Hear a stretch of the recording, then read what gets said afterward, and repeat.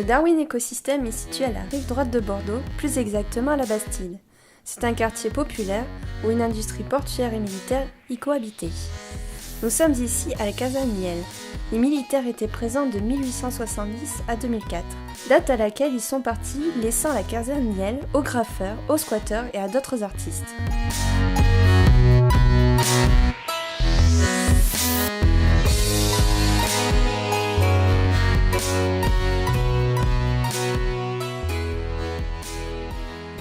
Alors l'idée du Darwin Écosystème, c'était l'idée de faire un endroit emblématique à Bordeaux pour des organisations, des entreprises, des associations qui portaient les mêmes valeurs que l'entreprise que j'ai fondée avec mes associés Inoxia il y a 17 ans. Et à un moment donné, on était dans une logique de trouver des bureaux qui nous ressemblent et de les partager avec d'autres qui partageaient les mêmes valeurs. On a cherché cet endroit et à un moment donné, notre choix s'est porté sur les magasins généraux de la caserne Niel qui étaient à volo, à l'abandon, voués à la destruction. Et on a proposé à la collectivité de les réhabiliter à haut standard écologique. Et voilà, l'aventure a commencé en 2006. Les collectivités nous ont ouvert la porte en 2008. Et on a acheté ces bâtiments en 2010. Voilà. Et c'est comme ça qu'est née cette aventure assez exceptionnelle.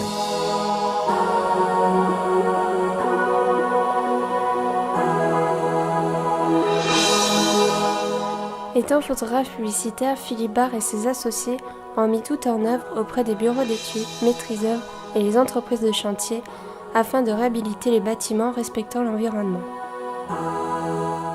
La mise en place du projet, elle a été complexe, longue, parce qu'il fallait à la fois paraître crédible aux yeux des organismes extérieurs auprès de qui on n'était pas connu, les collectivités bien évidemment, mais aussi les banquiers, les investisseurs, les locataires potentiels qui nous rejoignaient, les associations de quartier, les associations culturelles et artistiques de la ville.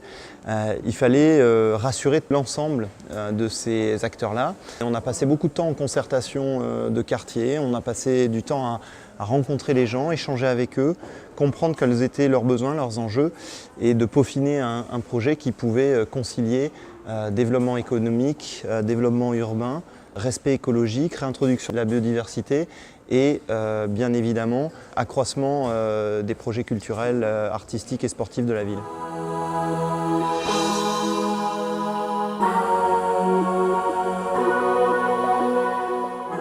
Aujourd'hui, l'écosystème, c'est 6 à 800 personnes, 250 salariés au quotidien, 80 entreprises, une vingtaine d'associations, plusieurs commerces dans les mois à venir.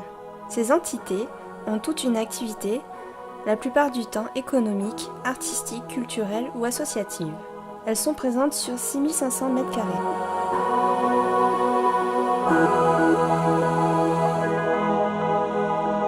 Pourquoi ? Parce qu'elles croient déjà au projet, c'est-à-dire qu'elles ont un souci de responsabilité sociale et environnementale. Elles ont envie de trouver un lieu où elles peuvent exprimer ce souci-là et elles ne veulent pas le faire seules généralement. Donc elles veulent s'inspirer d'autres démarches, se conforter aux côtés de leurs pairs, aux côtés d'autres chefs d'entreprise ou dirigeants d'associations qui ont les mêmes problématiques et qui veulent réinventer l'économie, les façons de travailler. Elles veulent offrir aussi, je dirais, plutôt s'entraider, plutôt partager, plutôt mutualiser des choses que d'être dans une compétition à outrance. Donc ce lieu est censé favoriser tous ces croisements, tous ces échanges, une démarche plus d'entraide et de coopération que de concurrence.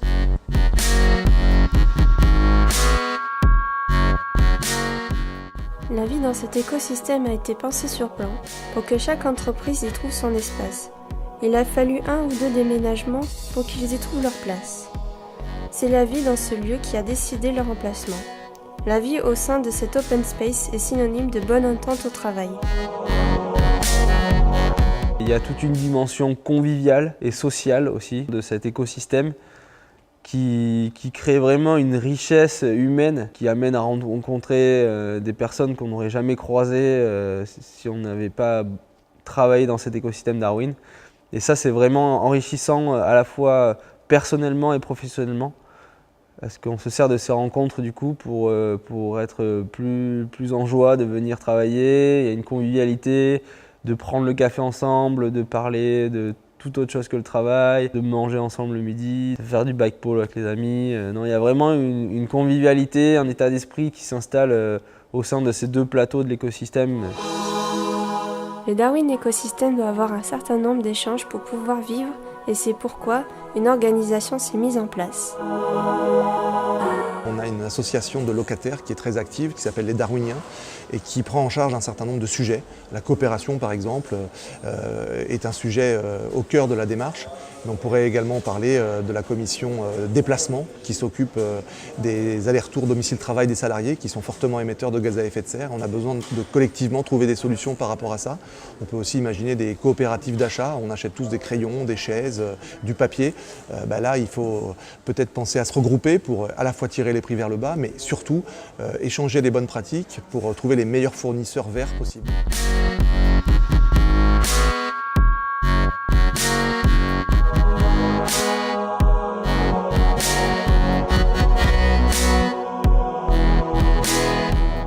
Ces lieux abritent des activités économiques, mais Darwin ne se résume pas à ça, puisque dans le prolongement de ces bâtiments, on a également l'occupation organisée d'un hangar dans lequel on a développé des activités associatives. On a donné la possibilité à des acteurs qui sont dans les cultures urbaines, dans la glisse, dans le skate, dans le graphe ou encore dans la récup, d'exprimer leur art, d'exprimer leur activité dans un cadre adapté ou en tout cas qui leur convient. Donc là aussi, on s'investit beaucoup à leur côté, on leur donne cette possibilité d'implantation dans des conditions précaires mais quand même tout à fait, on va dire, à leurs besoins. Et là, on a suscité au travers de la mise en activité de ce hangar Darwin tout un écosystème d'acteurs de la ville qu'on ne connaissait pas très bien et qui viennent enrichir notre démarche avec leur propre vision des choses. Et puis ça crée du nouveau. Donc tout ça, c'est très enrichissant et ça crée des nouvelles façons d'entreprendre et de voir les choses. Le hangar Darwin reflète la sportivité de l'équipe du projet. En effet, le bâtiment accueille des rampes et des terrains de bike polo et un Darwin Custom, tout en respectant au mieux l'esprit darwinien. Chacun ici a sa propre vision de l'aménagement du hangar. Pour comprendre le but de ce projet, Tristan Barroso nous explique les débuts du Darwin Custom. À la base du projet, 3 amis, donc Clément Capdevielle, Maxime Basiadolid et moi-même. Donc l'idée à la base, en fait, c'est on voulait construire un skatepark. On a commencé à le construire et ensuite il fallait qu'on puisse se rendre à ce skatepark avec une manière qui soit en phase avec le lieu, donc en vélo forcément, ou en transport en commun, mais c'est un peu moins dans notre esprit de liberté, de déplacement et de frugalité. Donc le vélo, ça a été la première opportunité de projet du Darwin Custom. Et ça a très vite explosé, on a très vite fait beaucoup de vélos pour nos amis, on a dû du coup agrandir le garage et pour passer du coup ensuite sur des formats plus importants avec la bécane. Et aujourd'hui on se retrouve à faire la 7e moto qui sort de l'atelier.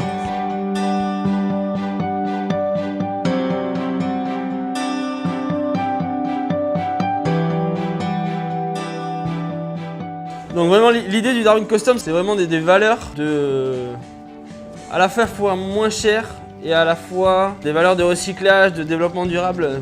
En fait, on s'inscrit totalement dans la démarche du projet Darwin dans sa globalité.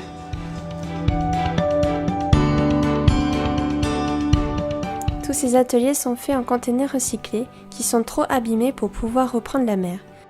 Historiquement, ce Darwin Custom a été fabriqué avec des anciens containers que Yann Arthus Bertrand a utilisé pour pouvoir faire son exposition photo sur son film Homme.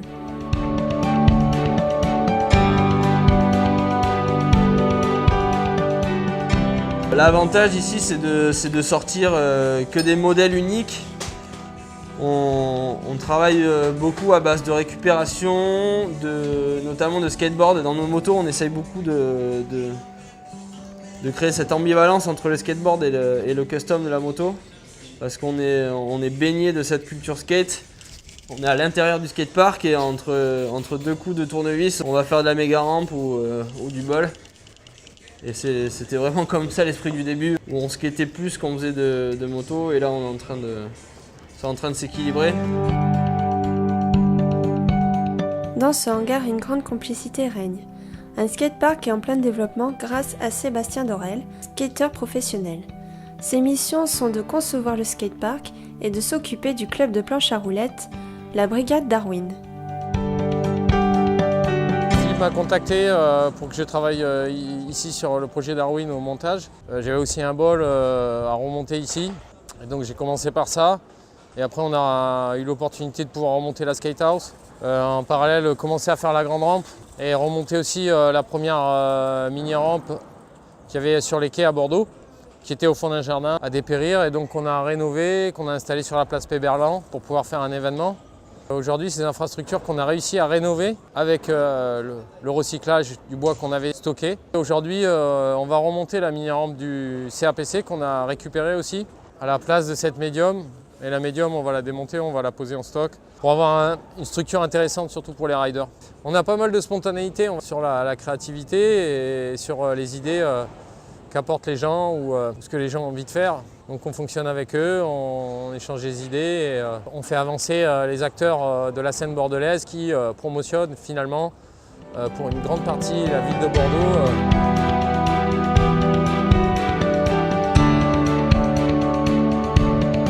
Pour l'instant, on est ouvert au public tous les jours, donc il y a des gens qui peuvent passer du matin au soir ici pour venir skater, venir pratiquer. Il y a aussi le terrain de polo bike qui est là, ouvert avec Rob, l'américain, qui est sur le skatepark aussi, sur l'encadrement ici au skatepark. Donc c'est bien parce que ça se crée, ça se monte avec ce que les gens veulent aussi, quoi. Beaucoup d'associations sportives, culturelles ou artistiques se lient avec les convictions et les idées de cet écosystème Darwin. Les Darwiniens sont toujours à la recherche de nouveautés concernant le hangar. Un nouveau sport à Bordeaux est né et en plein développement, le bike polo. Rob Lawrence, d'origine américaine, est arrivé sur Bordeaux il y a maintenant 3 ans. Il a créé une association, Bordeaux Bike Polo. Le bike polo, c'est un sport jeune. Ça existe pour 15 ans maintenant, joué sur le terrain dur, on dit hard court.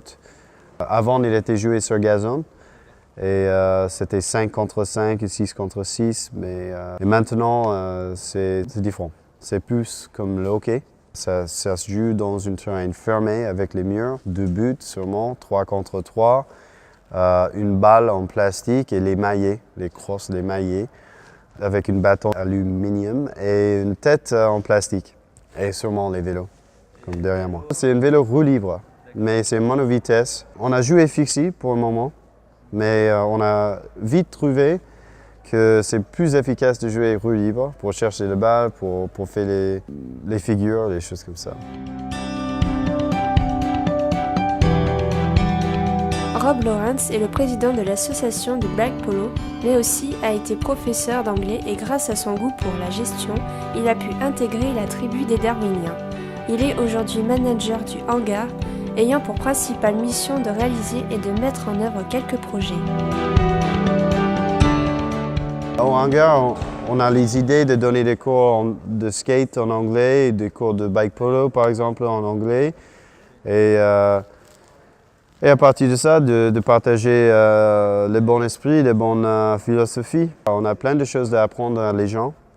Et tous les gens qui passent, les jeunes, peuvent apprendre les choses et créer un sens de responsabilité pour leur vie et leur environnement, leur ville.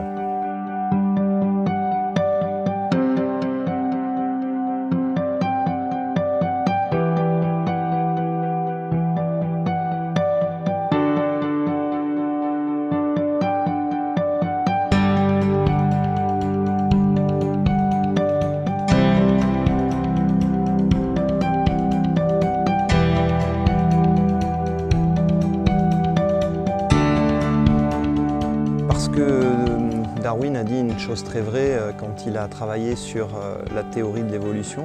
Charles Darwin, c'est le premier écologue moderne, on va dire. Il a écrit cette phrase « Ce ne sont pas les animaux les plus forts ou les plus intelligents qui survivent, mais ceux qui s'adaptent au changement. » Dans la période de crise qu'on vit, on est face à un besoin d'adaptation ultra urgent et crucial. Et on pense que les organisations, qu'elles soient associations, entreprises, collectivités, doivent s'adapter aux enjeux de changement de notre monde. Et de la même façon que les animaux qui perdurent s'adaptent aux nouvelles conditions climatiques, à l'environnement naturel qui est le leur, eh bien nous devons nous adapter à ces nouvelles contraintes. Donc c'est cette idée qu'une mutation est urgente et une adaptation au changement est essentielle.